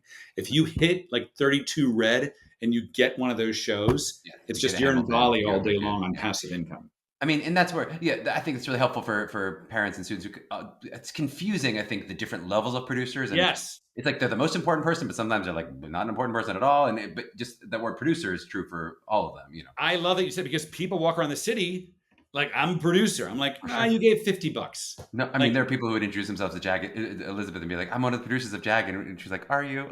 No. And you know what's funny? Like, am I going to say this? I don't give a damn. So I'm in equity, and I was in equity when I was producing Rock of Ages, but they wouldn't let me come to any membership meetings because I was a lead producer of a nymph show. I had a Tony nomination as a producer of Rock of Ages. That didn't matter. But because I was a lead producer of a nymph show, I wasn't allowed to be in those membership meetings. I want to say, you want me in there. I know what's happening on both sides. You want, and they're like, I'm sorry, you're not allowed to come to these meetings. I was like, all right, whatever. So when I started producing Nymph, and Nymph was hard, man, because I had to raise all that money, right? You're New not York Music Theater Festival. Can we define NIMF for people? Oh, it's the New York Musical Theater Festival. Yeah, I don't know if it's still around anymore, but it was like a subsidiary, not a subsidiary. It was a competitor of the Fringe. And when Fat Camp came out in 2008, we look, I'm very proud of it. We won Best at the Fest. We sold at every performance. I had a bidding war between two major producers on Broadway. We picked one. The show was about to go to Broadway. We actually had our Broadway theater, and then something happened, and we did it at the Vineyard one more time, and they changed the title of my show to Gigantic, which by the way, I also learned that if you put your show into a nonprofit, the nonprofit then has full reign over your show. And I was like, wait a second. So they changed the title of the show. They changed all the script stuff. We got bad reviews, and the show died. So all of the money and all the time and all the heart that I put into this show, now the show's dead because it got a bad New York Times review, and then we lost our theater and we were done. So that taught me a lot too about producing. But what I'm saying is, in Nymph, like, as a lead producer, I had to raise the $40,000 to put that in and to get the props. And by the way, Alex Timbers was our very first director, who's now a massive star, but he directed Fat Camp originally. So through all of those things, I've learned so much as an actor that not to be myopic, that I don't want to go into every place every day and say, please give me a job. I want to be like, I bet I can build jobs. And that's what I decided to do. So right now, like, I went back to my first EPA in 17 years. I've been to an EPA in 17 years. I just got bored this morning. I was like, you know what? I'm going to go sit there. I sat there for like an hour. I'm like, I got to go back up to my school and do some stuff. But I was like, now I have the opportunity. Do I want to go audition again? Do I want to go do other stuff in my life? But I implore every parent and actor out there, I don't train reactive actors. I train proactive actors. Let's talk a little bit about that, because I wanted that was my last sort of question about the school, was just to hear a little bit about the growth of, in the grand scheme of things, pretty new program still. How are you changing, adapting, growing, reacting, to the world that you're seeing, the sort of post-COVID world especially? Like, how has the school changed in the years that you've been working there? It's changed only in the sense that I've made it less streamlined into just musical theater actor, right? It's like when we do new works, we have kids be like, Mr. Merrick, I think I want to be a stage manager. I'm like, good. They make $3,500 a week as a PSM. Go for it. Have a great time. It's a stable, you become a resident director. Mr. Merrick, I really want to be an agent. Great. We'll get you an internship with a talent agent. Mr. Merrick, I really want to be a cast director. Great. Here's an internship with Scott Wojcik in casting. Mr. Merrick, I really, really want to learn about producing. Great. Have an internship with my friends over at Wicked. Like, now that I realize that because I'm old and tired and should be in hospice, right, that these tributary arms that I kind of have, I'm able to make phone calls and say, I'm going to help you with whatever medium you want to do in this art industry. I have zero power about getting you a job. And anybody that says they do, I won't say they're a liar, but like, really I can help open doors, but you're the one that has to go through the door and make those connections after my friends are your friends, right? And that's the whole point. So, I have kids all the time saying, hey, can you help me out with an internship? I'm like, yeah, let's go. And I will write to everybody I know. Mr. Mac, I want to work in, as a legal assistant for stuff, because I'm thinking about going to law school. Like, one of our kids now, studying to go into law school. I'm like, great, I'll help you out when you get done if you want to do some artistry, because I know tons of lawyers now because I own a business, and that's what you need when you own a business. So I've realized that we're not myopic, and that's why I want to change the name to something else. And because I want people to realize this is a school about philosophy and the arts, with all different tributaries to do it, and all different arteries, right? There's not just one. So when John Carafa came, and one of our students, he's like, you're going to be great. Nancy Braun, who's amazing, is really busy. Maybe sometimes I can get you to come on set with me at Gilded Age. Now she might be a choreographer for TV shows. And I just think that the world, what I've learned is that the more that you can realize that there's so many different streams of income available to you, the better off you'll be, instead of, if I could just get to Broadway. You might be in a show that lasts for a week. What if you're Andrew Call, one of my good friends who was in Glory Day? We call it Glory Days because it was on Broadway for a day, right?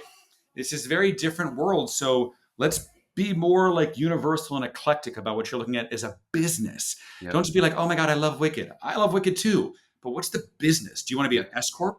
And what does that mean tax-wise? Like, are you an employee in your own S Corp? And I just think that I could say it, most, if not all of these schools are not teaching this, man. And it really angers me. And the problem is probably they might want to teach it, but again, they got to go through the 19 steps of red tape to get a whole new class. And they got to hire somebody new. And then do they take the class? And what does that even mean? But when I'm on a whiteboard saying, this is what compound interest is. And the kids are like, wait, explain to me what an IRA is again. I'm like, it's a bucket. And then their parents call me and say, why are my kids screaming about an IRA? I was like, why don't they have an IRA? Yeah. Like every actor should have an IRA or some sort of annuity at 18 years old at the outset of their career. Yeah. Well, you mentioned the school, the philosophy, but like this idea, and I think it's not the first time, certainly I've heard artists speak about the idea of like entitlement, I think is a broader word that we're using to younger people that are coming out of school. Do you feel like when you say, hey, we've successfully, or at least done what you can to staunch the sort of entitlement there, is that mostly about the intake, about the students you accept in? Is there something that you feel like you're doing in classes? How are you graduating students that don't feel, that casting directors are not saying, ooh, they're not stuck with this pandemic that seems like it's raging through a lot of young actors? We're getting into some real crap here, and I love it. So basically, like, I teach a lot of philosophy in my classes, and we take from different, again, Stoic philosophers, from different, leaders of different, I could say like religions, but I don't really talk about religion at all, right? It's just like the Buddha or whatever the heck it is. And we find neurolinguistics that are positive. If you keep saying the word that I deserve this, why? Mm-hmm. Why do you deserve it? Like, do you also deserve the bad things that happen to you? And if you believe that, then that's fine. But I went through life like thinking, I don't deserve anything and I'm not entitled to anything. So, the Buddhists have this thing of the Four Noble Truths, and life is suffering. Life is suffering because of expectation. Once you lose expectation, you find enlightenment. And so if I don't expect anything to happen, then these blessings then are put upon my head. I can define them in my own reality. I also teach the kids that their perspective is their reality. Every day you choose love or fear on everything that you do. I could have been too scared to do this podcast, right? Or I love myself enough to hang out with Charlie MVP. Like, I think you need to, ask if Elizabeth can call you that on your birthday every year. I don't. She definitely will. But when they leave, look, some of them might revert to it, but I talk to every person I come, like, how are my kids doing on your tour? They're like, they're the best kids. They're the nicest kids. And I do think it's the philosophy of community here that we do not foster competition, because they're not competing with you. It's basically like you're playing golf. I'm competing with the course. I'm not competing with this person. But I do believe so much in semantics. I don't have to take class today. I get to take class today. Yes. Just changing that word. I get to sing today. I get to do this today. So they change their mental acuity prospectively on blessings, instead of like, ooh, this sucks for me, or I deserve, or also, again, we just don't use those words. I don't have the word I'm sorry. It's so odd, this generation. If you walk down the hallway, like, hi, like, oh, sorry. I'm like, why are you apologizing for being? So we kind of negate, look, if you hit somebody, you're going to be accused of battery, and then you should say, I'm sorry. But I also have 2 exercises I do with the kids as well. I call one Eat the Tomato, which I want them, when they come into school, to do the thing that you're doing while you're doing it. The world is teaching you how to be distracted, and they're doing it by fear that you're not good enough and you're not tall enough, you're not talented enough. I want you to eat the blueberry. When you put the blueberry, don't look at the next blueberries you're shoving it in your mouth. Just eat the damn blueberry and be here, right? And the next thing I tell them to do things outside of their comfort zone. Like, if you always brush your teeth with your right hand, do it with your left hand, because then you're going to specifically engage in that moment and not worry about distraction and fear and the adjudication of other people. And doing breath work, we do things like, I want you to put all the definitions and adjudications you have of yourself and other people into a backpack and let it slide off your body and breathe it, and let that feeling of weightlessness come over you, and to just be. You don't have to be pretty or be talented or be smart or be Michael Minarik. What does it feel like to just be your breath? And you see kids start to let go.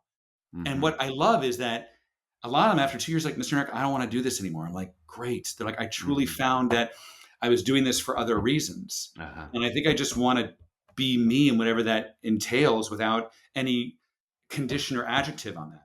And so, Charlie, when they leave here, a lot of them, I've had parents shake my hands crying, like, my kid's smiling again. Like, what are you doing here?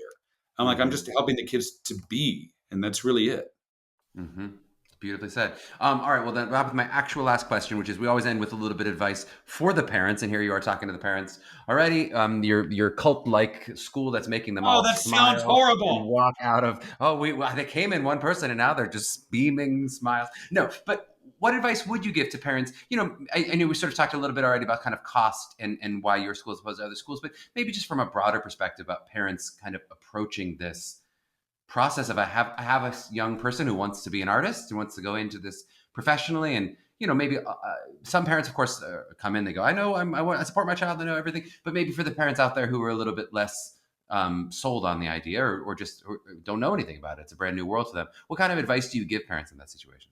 Yeah, I would look internally and say, okay, I always ask the parents, I'm like, what do you do? And they're like, well, I'm a mortgage banker. I'm like, that's great. I was like, if your kid wanted to become a mortgage broker or banker in your town, do you think they have an easier job because they know you, or a harder job because they know? They're like, well, easy. I could get them a job in a second. I was like, that's right. Yeah. I'm not saying that I can get you a job, but I'm saying that in a capitalistic economy, your network is your net worth. And who you know, I think, is vastly and exponentially more important. I've known some of the most, perfectly fine, talented people that have done 7 Broadway shows, and some of my most talented friends have never booked a Broadway show in their life. If we live in a subjective art form, then the people choosing those people are the ones you want to meet. I don't care if you think you're the most talented person in the world and you win the last X Factor. Okay, now what? I just want parents to think, okay, I work in the school system. I can get my kid a substitute teaching job. Yep. Right, because you know the principal.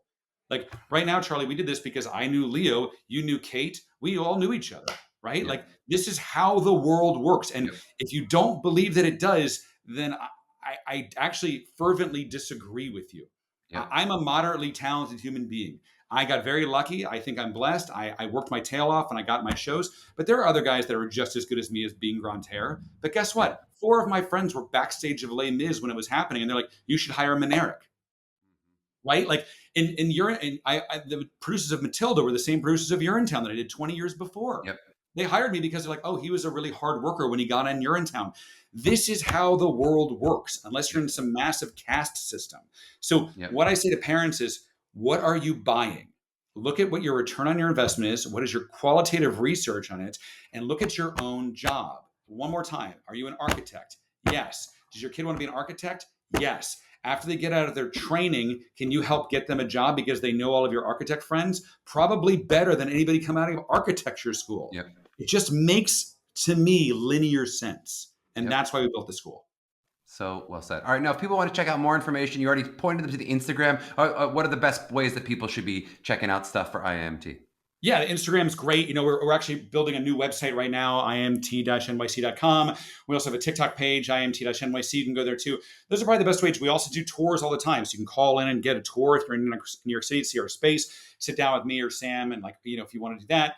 We don't really audit classes. We also have a summer program from kids from 12 to 19, which we didn't even talk about. Those kids 12 to 19, they can come and then we stay at the CCNY dorms. I think it's about $3,000 for 4 weeks, which I think is really inexpensive. We have other programs, and you get to meet casting directors and talent agents. Derek Hunt is going to be there this summer. We also do weekend intensives. We're going to start to do a lot more as well. And in the future, I haven't told this yet, but we're looking to expand possibly around the country. So we have options now to build these as after school programs around the country that we're going to start looking into in the next year or so. Very, very cool. Well, Michael, this was such a pleasure. I'm so glad we got to do this. Thanks so much for the time. Thanks, Charlie.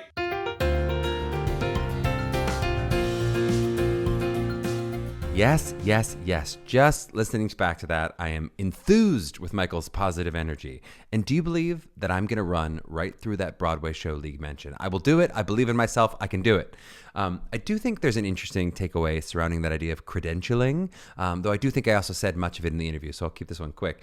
It is really true, though. I think a lot of our well-meaning MTCA parents, they look at a degree in theater the way that you might look at an Ivy League degree if you want to have an elite job in academia, and that's just really not how this industry works. Certainly, I do think you have a statistical leg up if you went to one of the most competitive training programs, but a great deal of that is about selection bias on the way in, and certainly that doesn't carry forward into your career as it goes, right? Once your foot is in the door, it's all about who you are in that room, not about what school is on your resume. And I think that can seem surprising since a lot of industries really do work differently. And it's also confusing because, of course, some aspects of this industry, you are helped by certain degrees. For instance, I would not be shy about, it is much easier for me to teach acting, having gone to a well-known conservatory, than if I didn't. But for Broadway, for TV and film, it is what I like to call a subjective meritocracy with some nepotism thrown in there. They're looking for the best person for the job in their eyes, whatever that means, assuming it's not someone that they already know. And so, to Michael's point, I do think he makes it pretty well himself here. It's probably not a good idea to pay purely for the credentialism you might get, that, you know, the way you might do that if you're getting an MBA from Stern, whatever, that's NYU's business school, right? You're getting training from a school, you're getting connections from a school, but it's really not about what's stamped on that paper in terms of a credential of you're a good actor, you're a bad actor, those kind of things. Now, of course, I likely don't need to say all the parts about all the other things you might not be getting at a non-university, but of course, I think that is worth thinking about in terms of what fit is right for you. You know, there's the idea of like going to a city campus, that's one thing compared to a sprawling football school kind of campus. But it's also a whole other level if you're like living in an apartment in New York City and fending your way through Upper Manhattan with all the regular folk. You might get to run into me and my baby up here in Harlem if you choose to. But it's just a very different experience. There's like not having a quad or having a very small quad. And then there's like, I'm literally just like living with normal people in an apartment building. That can be a little different than what people expected. As a side note kind of takeaway, I know it's many years away for a lot of you, but I do really like what Michael is saying in terms of sort of the economics for young actors. Truly not enough actors understand some of the very basic math stuff that can save them and make them lots of money. You do not need to be a math whiz. I don't even think you need to like absolutely crush your personalized, itemized deductions or get everything exactly right. But some of that basic stuff, like Michael mentioned, contributing to a 401k when you're making really good money, if you don't do that, you're just leaving money on the table in like truly three different ways, like three very important ways you're leaving money on the table. And for an industry where very often we are not guaranteed economic security from our jobs, you know, with some examples, like we had someone on the podcast who had a 20-year Broadway run. Okay, a little bit of economic security in that case. But most people, that's not the reality of their career, that they're kind of given that guaranteed automatic security. It then is all the more important that young actors become financially numerate. That doesn't necessarily have to be from a class. It could be about reading a few simple books. You can find a lot of this stuff online, but I do really highly recommend you make that a goal for yourself as an actor, of going, how can I understand just the basics of some of this financial stuff? For instance, you know, what he's talking about with being a corporation, there are, I think, a lot of different intricate potential tax advantages, which an accountant could talk you through. But like one very basic and obvious one that I think most actors can understand is that you're going to have variable income in your career. So just from like a basic understanding of how our tax brackets work in this country, if you did that tour that Michael mentioned and you make $200,000 one year, but the surrounding year you make $20,000, right? If you file normally, you're going to pay no taxes in the 2 years you made $20,000, but you're going to pay huge taxes in the year that you made all your money. But if you're a corporation and you can even that out, you're going to end up paying 3 years of about $80,000. That is truly tens of thousands of dollars of tax savings, right? It's just money that you're giving away to the government that you could choose not to give away. And that doesn't take a lot of genius to understand, but anytime you're talking about saving tens of thousands of dollars, I do think it's worth putting the effort to go, I can get this, because everyone listening to this podcast can understand that and some of those more basic kind of financial numeracy terms. And of course, I put that takeaway about an hour and 15 minutes into a long podcast where the fewest possible listeners will hear it. I guess in some ways it does benefit me if you all pay more taxes, in the same way that some people feel like personally robbed by other people getting their student loans forgiven. But I'm going to choose to keep spreading love and kindness on this podcast in the hope that it comes back around. And that love and kindness will continue to be produced by Meghan Cordier and Kelly Prendergrass. You can check out more of it by subscribing to your podcast feed. It's the same place that you all just left us a rating and review, and following us at Mapping the College Edition on Instagram. You can also check us out at MTCA.com for more information on our coaching services and to sign up for our junior workshop next Wednesday. To my young artists out there mapping their journeys, do you all think I look like a big math person? You may have to come to this workshop to find out. We'll see you next week.